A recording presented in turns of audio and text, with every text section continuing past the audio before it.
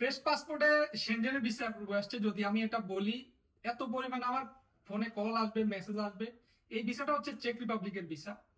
ইনি সর্বপ্রথম একটা ভুল করছে, সেটা হচ্ছে প্রেস পাসপোর্টে ভিসা অ্যাপ্লাই করে গ্রিসের ভিসা রিজেক্ট হয়েছে। এরপরে আপনার ট্রাভেল হিস্টরি করে বর্তমানে চেক রিপাবলিকের ভিসা অ্যাপ্রুভ হয়ে আসছে। আমরা সবসময় একটাই ভুল করি, বিভিন্ন রং নাম্বার এজেন্টের কথা শুনে প্রেস পাসপোর্টে ভিসা অ্যাপ্লাই করি। আমি কখনো কোনো ভিডিওতে সাজেশন বা সাজেস্ট করি না যে আপনি প্রেস পাসপোর্টে ভিসা অ্যাপ্লাই করেন। মিনিমাম 2টা থেকে 3টা কান্ট্রি আপনি ট্রাভেল করেন, তারপরে আপনার ভিসা অ্যাপ্লাই করা উচিত। আমার হাতে দেখেন ইন্দোনেশিয়া 6টা পাসপোর্টে স্টিকার ভিসা অ্যাপ্রুভ আসছে।